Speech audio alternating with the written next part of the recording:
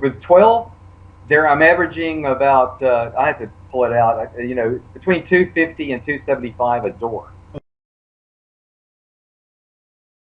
All right, welcome everyone. We're back with another Ask the Experts video segment thing. My name is John Fedro, and I'm so glad to have on the phone Brian outside of Charlotte, North Carolina. Brian, thank you so much for joining us. You're welcome. Glad to be here. This is excellent. Now, you have a lot of, forget people that say, you have to be in this business, 5, 10 years to have a lot of experience. You've crammed that in these past few months. Please tell just everyone listening how long you've been involved with mobile home investing. I've been flipping houses for 5 years. Okay. I started that 5 years ago, and single family homes. And so I know the business, but I didn't. I actually bought a foreclosed mobile home a few years back, which is what I called you about years ago, and I did a rehab on it. I got a husband and wife contractor team. What I did to get a contractor is I called up a mobile home supply store, and I said, "Do you know any good contractors that can repair mobile homes?" And so they gave me a list of names. And so I started calling people, and I found a husband and wife team, and they did the rehab on the mobile home. And so I learned a ton about that back then, okay, about mobile homes, but not as much as I learned this last summer. So I learned how unique a mobile home is compared to a stick-built house. And so I knew that going into it. I knew about stick-built houses, but mobile homes, I studied your course for about a year, before I dived into actually purchasing. And so I had a good foundation there, but, it's like, the only way to find out is like jump in the water. It's sink or swim. It's just, you can't learn this stuff until you actually start doing it. There's so much you can't learn. Right. You can read a book on how to ride a bicycle, but you're not going to learn until you do it. Yeah. Yeah. And so, and particularly if you buy a bunch of them, you're going to learn a lot fast. And so it was just a lot of stuff, and it was fun. It's been fun. I've had a great time. I enjoy it. I'm glad to hear you say that. I mean, out of all the things that have happened, and we're going to talk about a good bit of them, to have your end feeling say, this is fun, this is positive, I want to keep doing this. That's good in my book anyway. That means a lot. I enjoy it. It's been a lot of surprises, a lot of and it's there's been some frustrations, but particularly like with contractors, and of course that's just normal in the business. Good. But finding the right contractors, dealing with how they work, dealing with showing up on time, showing up at all, doing the work like they're supposed to do it, stuff like that. So you got with mobile homes, rather, you got really kind of pulled your trigger on you got that one a few years ago, but then when you started buying them consistently, that was maybe 9, 10 months ago, or a year ago? Yeah, June. Okay. June. It's about 9, I 10 started months buying mobile home parks last June. Okay. So now, how many deals do you have under your belt with regards to 12. the mobiles? Okay, 12 mobiles. Now, of those 12 mobiles, how many, approximately, how many parks are you involved with? 4. Okay. All right. No, excuse me, 5. 5 parks. Oh, wow. Okay. That's cool. 4 cities, 5 parks. Now, are those, we were talking a little bit earlier, are all those under the same company, or just some No. of? No, 3 of them are owned by a corporation. 3 of the parks are owned by one corporation, and then the other 2 are owned by 2 other corporations. Okay. Now, with the 3 that are owned by the one corporation, did the park manager of one turn you on to the other 2 parks? Give kind of anything like that? Yeah. Well, yeah. I actually, this was last June. I had talked to you. I was emailing with you, and I told you that I was negotiating with this guy. I'd answered a Craigslist ad. He was selling his mobile home, and he was in a park in Concord, and I was negotiating with him. And I asked you about that. And then right at the exact same time, I saw another ad on Craigslist where a guy was selling a mobile home at another park in Concord. And I answered that, and he said he'd show it to me. I went there on a Saturday, and it was a good mobile home. And this guy actually does the maintenance for all these parks. He's the maintenance guy for all these parks. And he also buys and sells mobile homes in those parks. And he was actually the broker to sell this. You know, the people that run the park were using him to advertise it and sell it, be the broker to sell it. Like the unofficial broker? Yeah, unofficial broker. Of the park? Awesome. Yeah, a lot in the mobile home business, a lot of informal stuff going on, you know. Yeah. I mean, you know, so he showed it to me and arranged the sale. I bought it, and then he said, and I told him, "You got anything else for sale?" He said, "Yeah, we got a bunch of other parks." And so within a week, I was driving over to the eastern part of the state near Fayetteville and to look at some mobile homes there, which were the different demographics and different. It's right next to Fort Bragg military base, you know, out in Fayetteville. So and the mobile homes were older. Like one of them there, I bought one there. It's 1975 model. Okay. Well, it's 12 feet wide. You know, I've seen some 70s that look better than homes in the 90s, you know, depending on how they're taken care of. Yeah, depends on how they're taken care of. Now, are you buying most of your properties then from the parks themselves? Is that handyman turning you on to these, or is it from sellers and owner occupants? I have only bought 2 from sellers. The other 10 I bought because of park managers saying, "Hey, I've got something." In fact, I could have bought 50 probably by now. Because park managers keep saying, "Hey, I got one available right here. Do you want to get it?" I keep getting that. They constantly keep doing that, which is a great thing. But I just said, "No, man, I got to get these. I got 12 here. I've got to get rehabs. I have to get tenants, and you know." Well, and we're going to talk about that, folks that are listening. You know, you say, "Well, you had 12, you know, kind of at once." So we're going to talk about that. I get a question, and I think that before we move on, you know, that is a question that I've gotten from time to time is, you know, why do parks, you know, for somebody that hasn't invested in mobile homes before, and you might have even thought this, Brian, but, you know, why do parks not purchase the homes themselves? Or not purchase them, they already have them, but, you know, why don't they fix them up and then resell them as well? Or why don't they fix them up and rent them? So you're there firsthand. You know, why do you think it is that the parks that you were able to buy these 10 from, you know, why don't they fix them up and clean them and then resell them themselves? Because it costs money. I think that what they want to do is just make the lot rent. Is that all they want to do is focus on the lot rent and let somebody else have the headache. And so they know an investor that's buying it that they're in it. They're a business person, you know, a businessman that's going to be who wants to do the right thing and get the right people and you know, rehab it, you know, keep everything to code, and they're going to make sure everything runs smoothly, and then the park doesn't have to pay for anything. Right. They don't have the headache. None at all. Not of marketing it, not of repairing it, not of holding it anymore. You know, and then once you do one, they're going to like you and trust you, and yeah, you know, I built my business on that. So I mean, I definitely agree with you. So, but it's if you pay your lot rent on time, they're going to love you. Right. Right. Surprisingly, it's the little things, and you know, you're advertising the home. You're getting a lot of foot traffic through the park. Yeah. You're keeping the home there. I mean, we have the same goals as the park managers. You know, we want to keep homes in that park. We want to increase revenue, get good people in there. Now, you're doing something different than almost most people or most investors that I talk with. You're renting a lot of these homes out. Not selling them. You're just. I love that. Now those parks, correct me if I'm wrong here, but parks around military bases, they typically will rent out, or they'll allow renting on a more regular basis versus kind of other communities. But are you finding in your area pretty much any park will do rentals or allow you to rent, or just some select parks? I have no problem with the 3 different companies that own these parks. They don't care. Awesome. They don't care at all. Awesome. Whether I sell it or you know, they have their stipulations that, you know, if you sell it, the mobile home has to stay there 7 years or 5 years or whatever their stipulation is. So, but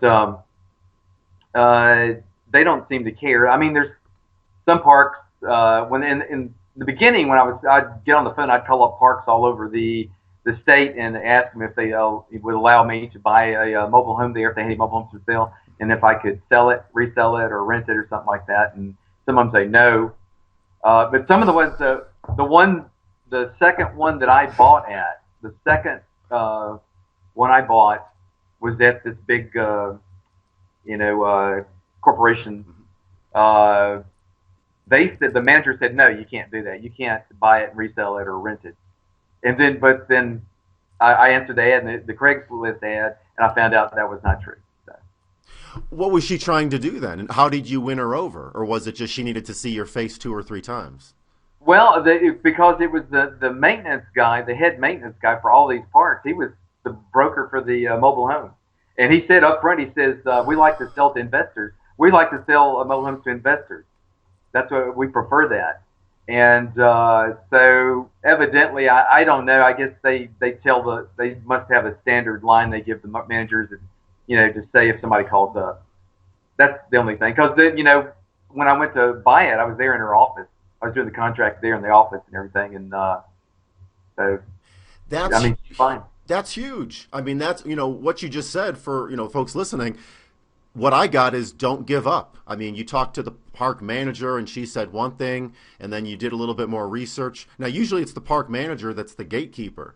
But but you got in kind of a different way and you responded to an ad, and wow, that's really unique how that ended up working out. And now you have how many in those communities? 5 or 6? In that community? Well, in those 3. I've got 10. Oh. Two of them I bought from individuals, directly from individuals, and 10 of them I bought through the park. From the community that initially told you no. That's incredible. I like that.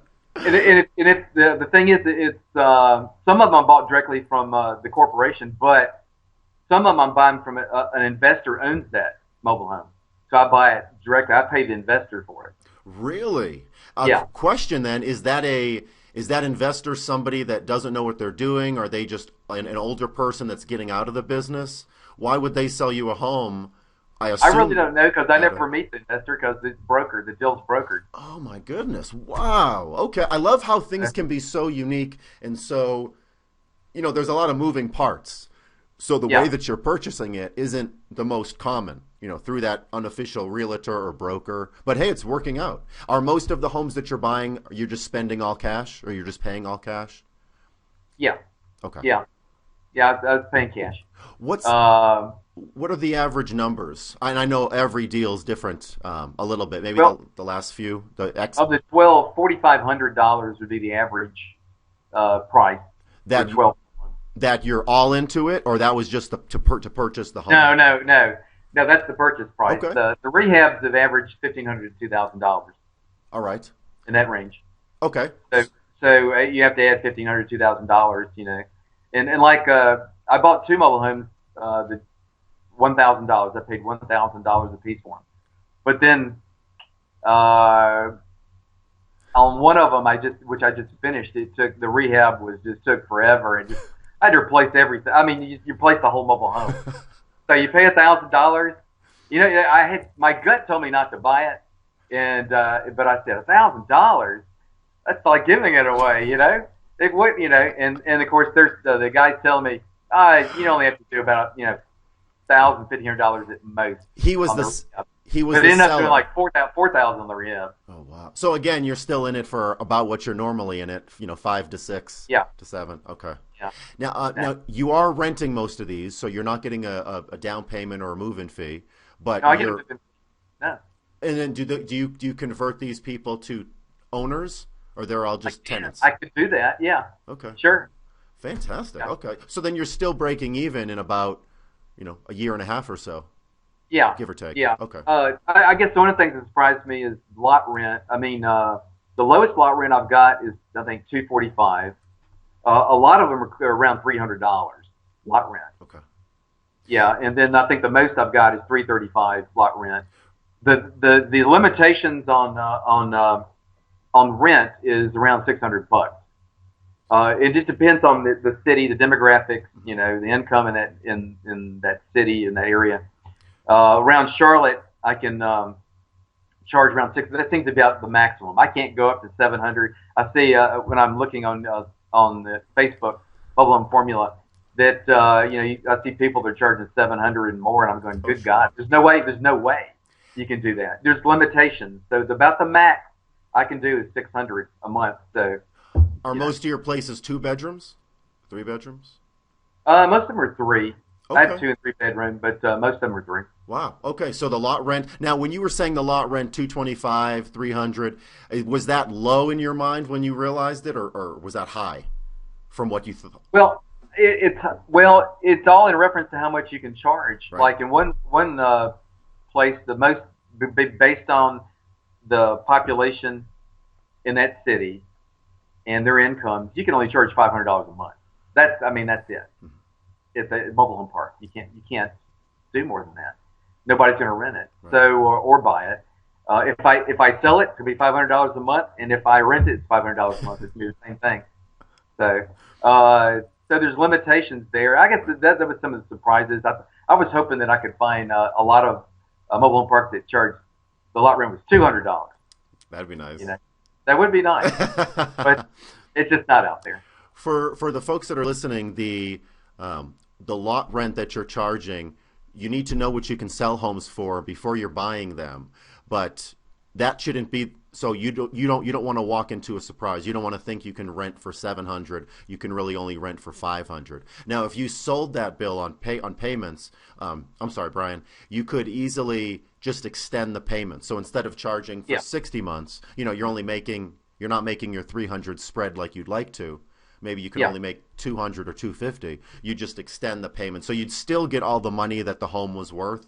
You would yeah, still charge whatever that number was, 15,000, 18,000.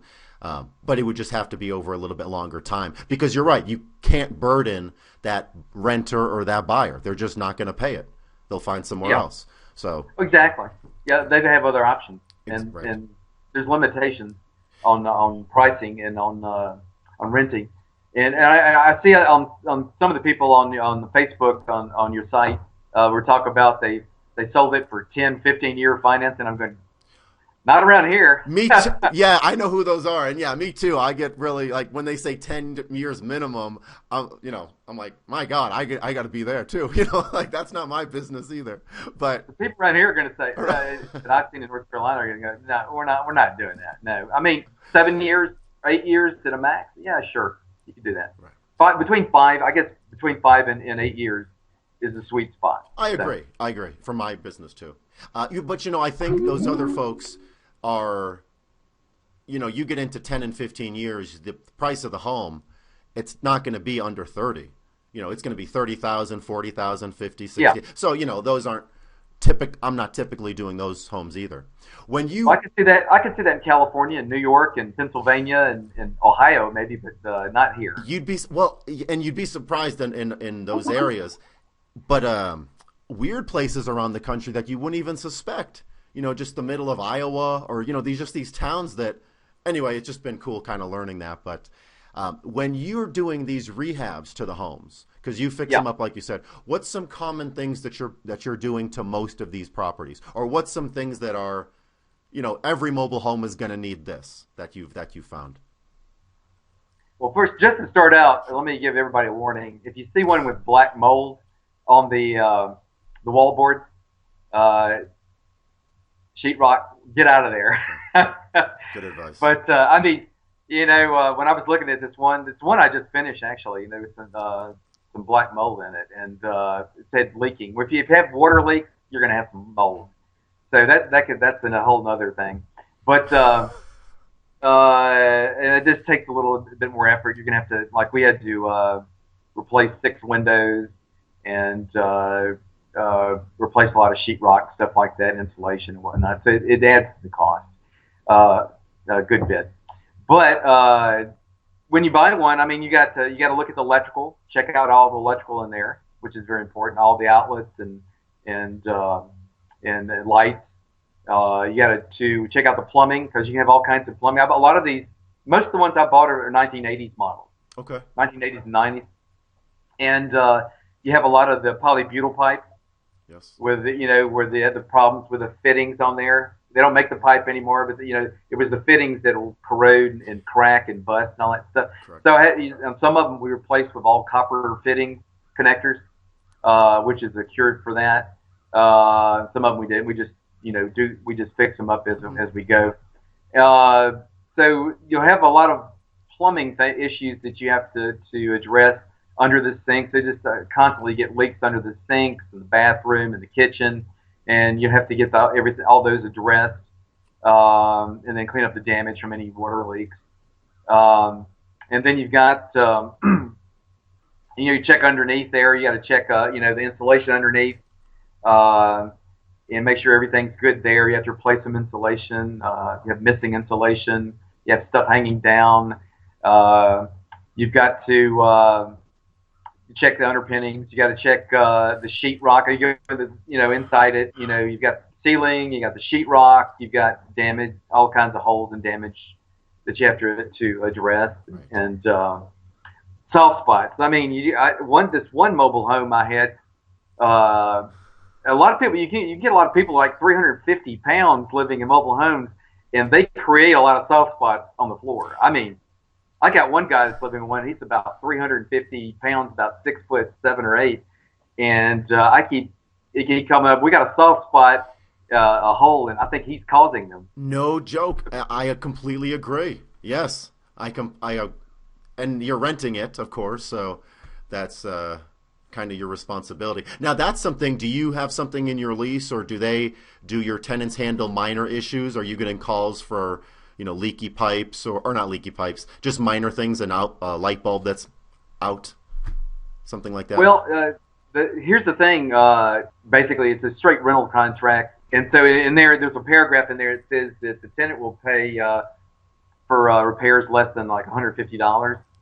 But I haven't been adhering to that at all since I just use the contract. And my main thing is when somebody moves in, I get everything right. Good. I want everything just right. So if they move in there and there's issues, I'm going to fix them. Okay, I'm going to get everything right. If it's a toilet, I'm going to fix the toilet. If it's plumbing, if it's electrical, and particularly anything safety, electrical, whatever, you want that fixed. Right. If the outlet is sparking and smoking, you need to get that fixed right away. Without a doubt. And I just found all kinds of stuff. We found a lot of wiring problems and stuff for people going in there, and tenants in the past doing, the mobile home's 30 years old. Well, there's been tenants in there doing their own wiring, and that's dangerous. It's dangerous for them. It's dangerous for me. My liability. Do you mind if we put some pictures up on the video of some homes that you've done? What? You want me to pull them up right now? No. We'll go ahead and do that after. I'll just insert them in. Okay, perfect. Okay. And do you? Yeah, sure. I lost my train of thought. I'll edit this part. We were talking about. Might have to do a lot of editing in here. So with all these homes that you've purchased now. Yeah. Were these at? Did you do these kind of one at a time, or two a month, one a month? How did you go about doing this? Oh God, I just did them one at a time because or two at a time. Okay. I could basically I kept I got references for contractors. The guy that I originally who brokered the maintenance guy who brokered the second purchase at one of the parks. He gave me a list of people to use. And a lot of the people that I've used are maintenance guys at those parks. I like that. Perfect. Now, do they only work on the homes in their off time, or are they working? No. Well, they have lots of off time. Okay.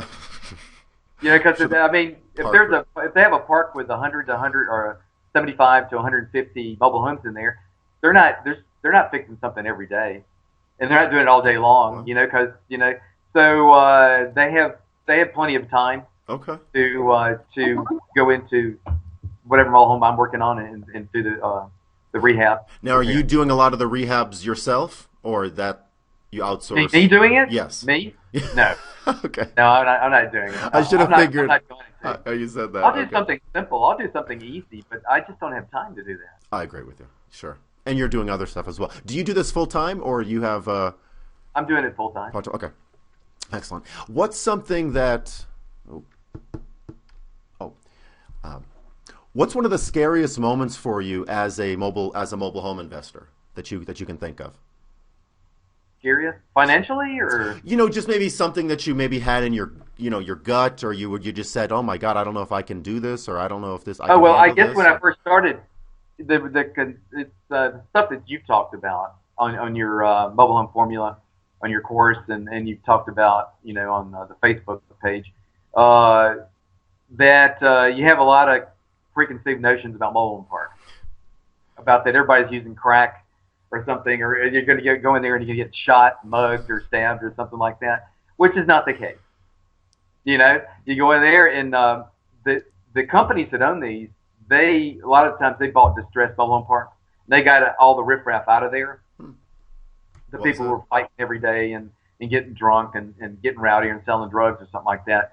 So they've gotten those people out of there. So you go there, and they've got good people living there, working class people that are trying to make a living and trying to do the best for their families. And I've met a lot of very nice people. And I mean, my tenants are good, good people. I mean, you get all kinds. I got the tenants that are trying to run away, skip in the middle of the night and get out of there, like I was telling you about earlier. Talk a little bit about that. That literally just happened. Yeah, it happened 2 days ago. The park manager. They paid me in December. That was the last rent they paid, and they paid it late. Then they paid it, like the last of the month, and they didn't pay January, February rent, and they kept using every excuse in the book. Didn't get a bonus, Christmas bonus, didn't paycheck smaller than it's supposed to be. We'll pay you in a week. We'll pay you in 3 weeks. We'll pay you in payments. It's just one thing after another. And I want to give them the benefit of the doubt. I want them to succeed. I want them to have a good life and to be good tenants. And I'd like to have them, being good tenants for years and years. But they didn't pay January, February rent. They owed, and I'll tell you one other thing I did. But when they had propane, this is another thing. I learned a lot of stuff buying all these at once. This one has a propane tank. It's propane heated, so it's propane furnace, and that's the only one I've got like that. So when back in October, they didn't have enough money to pay. Started getting cold in October, and they didn't have the money to fill the tank. I said, look, here's what I'm going to do. I'm going to fill up that tank, and you pay me back on payment. How's that sound? I'll give you 6 to 12 months.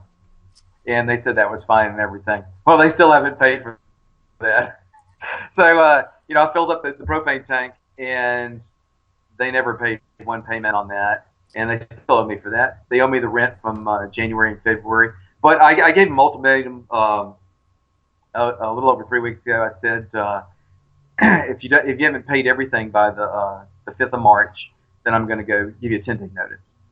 And so they said we're going to get a refund around March 3rd, because that was about 3 weeks ago. And they said it'd take about 3 weeks to get the refund, and they're going to bring everything to zero. Well, the park manager called me up 2 days ago, and he said, "Hey, Brian, your people in lot 30, I think they might have moved out." And because one of the neighbors lived next door said he hadn't seen them, and some of the blinds are down, are missing from the window. And the park manager went over there to try to look through the window. He couldn't tell. But it looks like they're gone. They won't answer the phone. They won't answer my text. Okay. I just had that one that just skipped out the other day, so they left in the middle of the night. So I'll be. I just got that cleaned up, and there's some minor repairs I'm going to have to do to it, and. So I'm hoping I can get everything done and have it rented out by the end of the month. So like we were talking about before, that's clearly their answer. I mean, they know your phone number. They know how much you were trying to help them. And that actually speaks volumes. I mean, you as an investor, and I've been there where I followed my heart. We were talking about that way too much, and I don't do that anymore. But these folks were a little bit younger. You wanted to give them a chance, maybe a Yeah. second, third, or fourth chance, or who knows. But obviously they were younger, 23 years old. 23 years old. Yeah. But you can make, and the reason I want to kind of stop right here, or just talk about this, is because the folks that are listening, you're wearing all these hats. You're the negotiator, you're an inspector, you're walking through the home. Sometimes you're a handyman, and then also you have to sell the homes. So when you Yeah. sell or rent them, the people that you put in there, if you have to, after you rent that home or you sell it on payments, in my mind, at least nowadays, I move on to the next home. It sucks Yeah. if there's a problem, you move on, and then these people have a problem, or they're causing a problem, or they're not paying. Then you have to kind of take your eyes off what you're doing in the future and then go back to this home back here. So Yeah. I'm curious if there was a time when you were signing papers with these kids that you kind of had a gut feeling. They might have said something to you, or they might have said something, or their background checks. Was there anything that you knew that you were kind of taking a risk or a little bit of a gamble with these kids? Well, one of the things that I've done, I get other people to market these. I don't market for them. Oh wow. I Okay. get the park managers to market it, and they interview the tenant, and then they do the contract for me. Oh my God, that's incredible. Oh, that's very Yeah. cool. So Okay. this evidently this so I didn't meet them. They just tell me about them.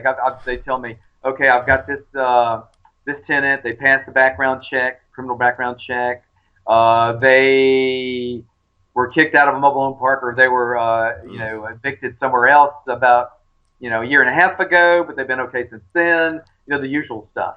And then they tell me that, and they say, do you want to rent to them or not? And I make a decision. Wow, how cool! Do you give them a little kickback, or are they just happy Yes, to? they do. Okay, I pay them commission. sure. Okay. Sure. Wow, that's incredible. So that's very cool. So you get kind of hooked up when you're buying them, and then you outsource the repairs a little bit, or outsource the repairs, and then you outsource the renting or the selling. That's Yeah. incredible. And then you have the handyman there on site. I would imagine, should anything come up, or you do get a call, you can just send that same handyman over Yeah. there. It's not you going. Sure. Okay, perfect. Yeah. Now, And some of the handymen that are they're at parks, here, like handyman in Concord. I have a park up in Burlington. I can call this guy in Concord, and I say, hey, you got any free time to go up there and fix the toilet? And they'll do it. that's So I mean, excellent. it's a lot of flexibility there. So I have a number of different handymen to go to, and each has their strengths and their weaknesses. Okay. So you have a good that. handyman. Yeah, that's yeah. More weaknesses I found than strength. We'll actually talk about the There's a lot, yeah. There's contractors, a lot like the handyman, because that's huge, and I'm glad that you brought that up. So when you're selling a home or renting a home, putting a good person in there that's one of the big mistakes that a lot of people make. And it's certainly a mistake I've made for years. I mean, selling to people that you clearly wouldn't sell to. That they were literally homeless, no job. I believe the whole tax thing. That's a very common thing, by the way. I'll pay you during tax time. I'm going to get my tax money coming in. 80 or 90% of the time, that won't come to fruition. They'll just remain in the home, and since they're already in the home, they just, I'm sorry, I had to fix my car. I had to pay, the money I thought I was going to give you. I wasn't getting as much. So there's always an excuse, but 80 to 90% of the time, you'll never get that money. So if you do sell to somebody or rent to somebody, have a contingency in there saying, what, if you don't pay, plan A is you catch, well, you pay your down payment, or you catch everything up during tax time. But if you can't do that, have a plan B for sure. They pay you extra per month, or because that's just a common thing. But getting good people in the home can absolutely, I'm not going to say make or break your business, but it'll certainly make or break your comfort level, your anxiety, how much stress you have, because that's going to be one of the biggest stresses. Even nowadays in my business, 80% of the problems come from 20% of the people, or less. Yeah. Maybe it's like a 95-5 thing. Like 5% of my people really cause me problems. In fact, the only ones I can remember are the ones that cause me problems. Everyone else that pays on time, I kind of forget about them. Well, I mean, a great tenant is good as gold. I mean, that's what you want. That's what, and that's what you strive for, because then they're just paying you every month, and there's no worries. Right. Uh, but yeah, I think you're about right. 5 to 10% cause 90% of the problems. Mm-hmm. And you, That's probably a very true statement. Um, let's see. All right, go ahead. if you, no worries. Well, what I've learned is obviously, when I say it, it's going to sound stupid, but money incentivizes people. So if you're Yeah, renting to somebody that they know that they're underpaying, and you're going to make your money in the long run. I mean, if you rent yeah, it, you can rent it for the foreseeable future. yeah, When we sell it, we can only sell for a finite price, even if yeah, we take payments. But yeah, instead of charging, $400 a month, charge three. Let's say you can charge $400. Market, the market will allow you to make $400 for yourself. Only do $350 or only do $300. I mean, make it. Don't just think of yourself. Make it a benefit for the tenant buyer or the tenant. If they know that they're getting a good deal, where else are they going to go for this type of rent or this type of payment yeah, to actually own something? So giving them an incentive where they can see the horizon, and they're looking around like, oh my God, I'm so grateful that I have this deal or that I can yeah, have this opportunity. Looping back to something that you said earlier, or you said it once or twice, you said, that you got all these homes at once. yeah. And I'm curious if did you purchase them all well, not purchase them, but did you kind of did you tell the park managers, listen, I want these, don't sell them to anybody else, I'm not going to start making payments on them, or I'm not Hmm. going to take possession until I fix up, down the line, go first one, second one, third one. Did you have them all kind of corralled for yourself, or could somebody have come along and taken some of these as you were fixing them up and going to the next Uh, one? well, basically, they came in spurts. Okay. Uh, Okay. I bought that first one at that park owned by the corporation, and then actually when I was signing the contract for it a few days later, after I looked at it, uh, I asked him, "Do you have any other mobile homes for sale right now?" And he said, "We do at another park over in Eastern Carolina, which is about 3 hours away, near Fayetteville." And I said, "Okay, I used to live in Fayetteville. Tell me about that. I know the area, so tell me about the mobile home." So the next day we drove there, and he showed me Wow. 4 or 5 mobile homes that were empty, and I picked two, and I bought them. Okay. And one was a 12-foot wide 1975 model, and the other one's a 1985 model. And I think that the 12-foot wide 75 model is a 2 bedroom. The other one I think was 3 bedroom, Okay. 2 bath, 1985 model.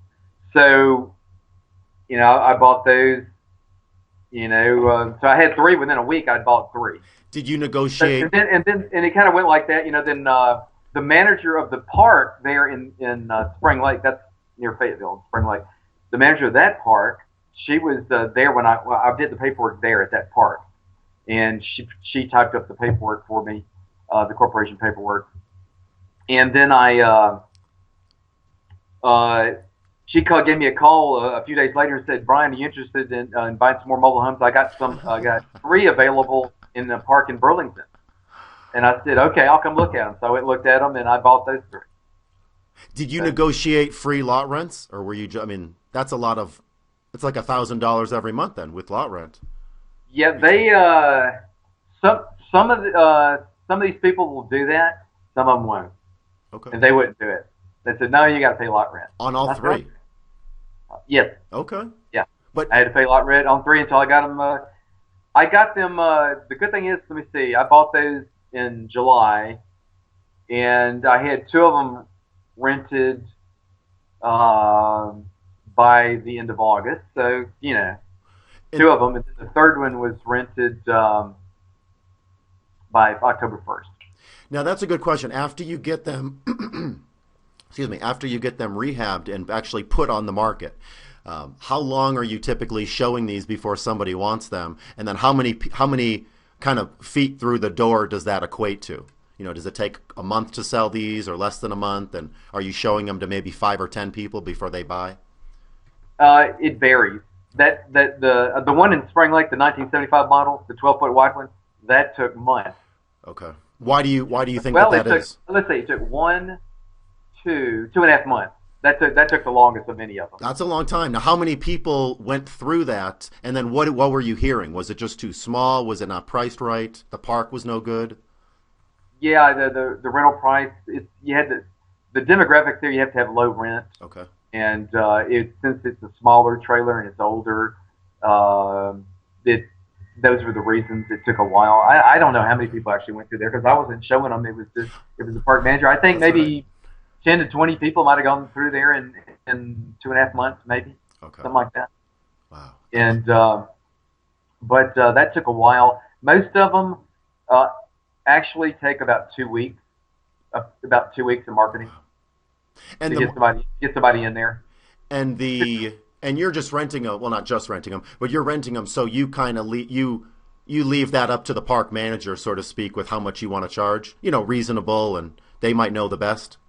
Or do you? Well, I asked them. I asked them Okay. what will go in this park. Good. What will people pay? So Good. I use their experience and their knowledge, Good. and it's the easiest way to do it. And they're the experts; they know. So I go on their knowledge, and I charge a move-in fee. First couple I did a deposit. And I said I don't want to do a security deposit. I don't like having an escrow account and all that. So I said I want to do a move-in fee. So That's all the awesome. ones I do are move-in fees. And Beautiful. generally, the move-in fee is the exact same thing as the first month's rent. So if it's the rent $600, then the move-in fee is $600. Now you're making profit. That's why most of us do this. What's Yeah. something else, if you can even think of something, what's another benefit that we get or that you get from being a mobile home investor? Maybe compared to, a traditional real estate investor. Well, cash flow. Okay. I mean, well, Absolutely. let's look at it this way. If I'm making $250 to $300 cash flow net per door per mobile home, compare that to a stick-built house. I go out and I buy a foreclosed Of home course. for $50,000. I do $15,000 rehab on it, so I've got $65,000 in it, and then I rent it out for $800. And let's say I got a mortgage on it. A lot of times when you have a stick-built house and you're buying it, you're borrowing money. Sure. Your you might have $100 cash flow, on that house, and you put your cash in it, you put it finance in it, you got to pay that mortgage back over a long period of time, uh, and or you use all your cash, and then your rate of return is $800 versus 65, 70, $80,000 investment. Right. You put up that much kind of cash, uh, your rate of return could go down to but like 12, 14% or something like that. Whereas if you pay $5,000 for a mobile home and you're getting $300 cash flow, or let's say $6,000 for the mobile home with rehab, Mm-hmm. and then you're getting $300 a month net, then you're going to have between 40 and 50% cash annual rate of return. Right. That's huge. It's gigantic. Yes. It's enormous, compared to the investment. The thing about the stick-built home is you have depreciation factor. Appreciation or depreciation? Or depreciation. You can do the write-off. You have the advantages to the depreciation and the write-offs and everything. So you got that. But they don't always appreciate. If you're buying a foreclosed home, it has to be in just the right neighborhood at the right time to appreciate. Appreciate, right. They don't all appreciate. They might appreciate 3% a year. They might not appreciate it all. They might depreciate because of the changing neighborhood dynamics of the neighborhood. So I don't know about the on mobile homes. Maybe you can tell me because it's the first time. I don't know about the depreciation factor on those. I was told you can do that through taxes. absolutely. Let me know. Oh, you absolutely can. We just don't get we lose out on appreciation. Well, they can appreciate if the market is hot. Even in a park, Yep. you can increase the value of it. The home is worth what somebody will pay for it. Yeah. Now your 12 deals deep right now. How many are you actively, besides this one that you just got back, how many are you actively trying to rent or sell? Or, Right now, yes. they're all rented except for the one where the renter just skipped out. Okay, perfect. So of the 12 homes, now this we were kind of talking about mobile home investing and then single family home investing, and that's, I think, apples and oranges. What would you say, because you have this unique experience coming from the single family investing world to mobile homes, what would you say that a mobile home investor, because this business isn't for everybody, I'll admit that, just Yeah. what it can provide for us. We're not making $1 million, in 6 months.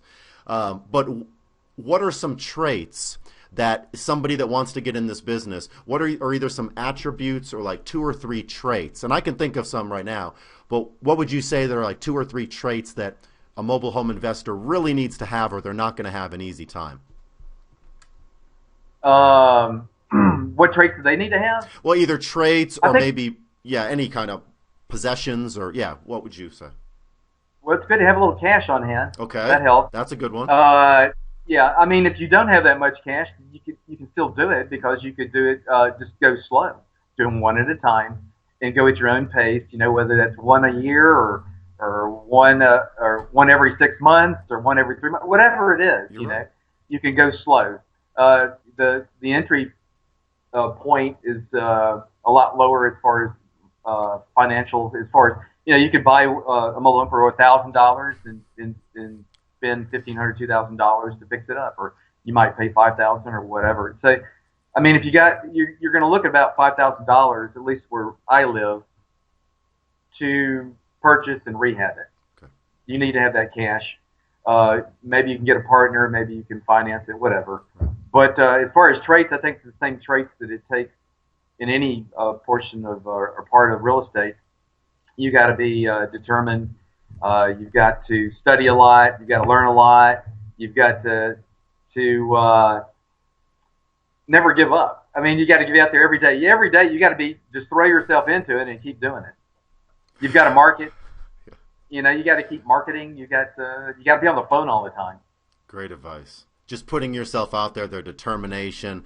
Yeah, hit that right on the head.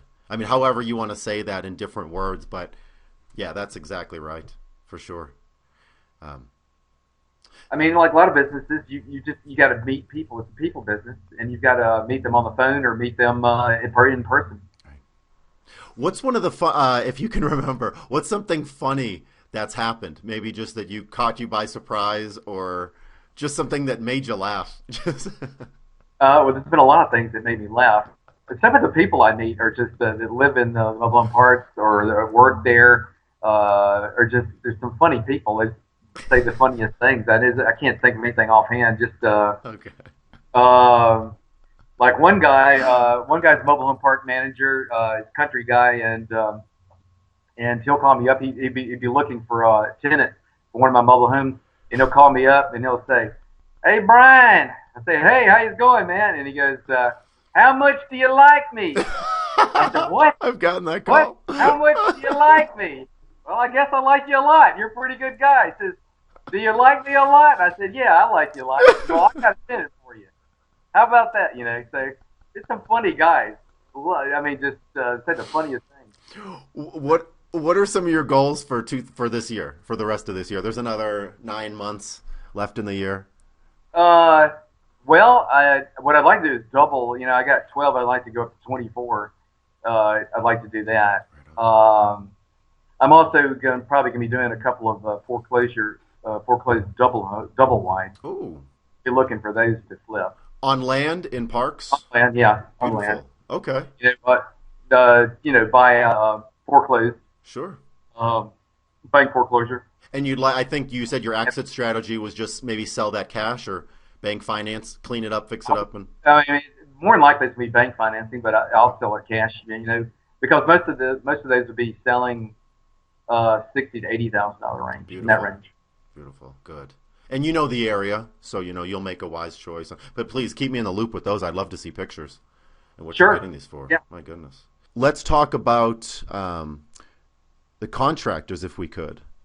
Yeah. Okay. Well, that's the subject. We could talk for weeks because it's probably one of the most frustrating and one of the hardest things to deal with in real estate is the finding good contractors. Absolutely. So the folks that you found already, have you Yeah. had to let people go, or have you just kind of been lucky? The handymen in those parks are good folks. And then second part of that question is, can you give us three or four, really good tips that you found over the years, kind of lessons, or over the years when working with a contractor? The best way that I've read a lot of and talked to a lot of people about how to get contractors, but I think the best way is for me is referrals. I go to somebody else who's in the business, and it's just like when I was doing that I bought the foreclosed double wide bank foreclosure on land mobile home 3 years ago, 4 years ago, and I called up a mobile home parts store, supply store, and I asked them, "Who do you know any good contractors? Who do you know?" And they gave me a list of people to call, and that's how I found out. So because that was a dilemma. I was going, who am I going to ask? I don't know anything about mobile homes, So I called up the mobile home supply store, and they told me. Beautiful. But asking people in the business, getting referrals from them, and of course I found out the maintenance guys at the parks. Those are good guys to go to, and the park managers, they'll give you the referrals. Other people that own mobile homes can give you referrals. So. Great tip. Referrals are huge. I mean, because if you have, it's no guarantee. Well, there's no guarantee, but I've certainly worked with my share of people that I wouldn't recommend. And if anybody would ask me about them, I would tell them that I wouldn't recommend. But I can guarantee that those people, they're doing work on other people's homes right now. I know. So they just jump around to other people. Or these tenants that flaked out on you and left, they're moving in somewhere else. They're causing a problem with someone else. So referrals, and brilliant of you to the mobile home parts store, the mobile home park managers. Great suggestion for finding contractors. Now, anything that you would say with regards to, do they ever go through your homes and they want to do too much? They just have thoughts of grandeur. I want to put in new countertops. I want to do new carpets. I mean, are you letting them have carte blanche? They can do what they want, or are you saying, only do this, and this? Well, the mobile home contractors that I've been using, they've been from referrals, and usually they've been in the business for a while, and a lot of them are maintenance guys at those parks, and it's parks, and they pretty much know that most people that own mobile homes want to do a cheap job. They want to do it at the lowest price possible. So I mean, their frame of mind is pretty good on that, on price. Okay. Now, the problem is the quality of work they do, whether they have the knowledge and the experience to do the work. Some of them may not know anything about electrical, and it's scary for them it's scary to hire them to do that, and you find out they don't know what they're doing, so that's scary. Some of them may be good at plumbing, doing all the pipes and everything, fixing leaks. Some of them may be good at sheetrock, repairing walls and insulation, and it's a mixed bag, some of them are good at everything. How can you find that out? Will they usually be honest with you, or do you try well, you use them. I mean, basically, I find out because I hire them to do a job, and then I see the job they do, and from that, then I know. From now on, I'm saying, okay, I know I'm never going to hire this guy to do electrical work ever again because he doesn't know what he's doing. This guy doesn't know plumbing, or this guy, the painting he does is pathetic. I'm not going to hire him to paint anything. I've had that, so people can't get the painting right. No. Do you pay per job or per hour? I pay per job. Okay. And I'll let I might negotiate on the price. Sometimes they come up with a price and it's spot on. I go, okay, I can't beat that. Nice. And because they've been doing it forever, and some of them I have to negotiate. That's a little bit high. Let's go down. You need to go down. So I would like to add that, you used the word cheap before, mobile home people. I want my places done cheap, as cheap as possible. Yeah. But that doesn't mean I'm going to put duct tape on something. It's going to be fixed right. But if you have somebody that's experienced, they've worked in these homes for 2, 5, 10 years, they know shortcuts. I mean, they're going to get the job done right, but they're going to use used pieces. They're going to repurpose things. They're going to be faster, and they're going to save you money, and they're going to get it done right. So I just wanted to kind of separate. Yeah, we want to spend as little as possible, but you also want it done correctly.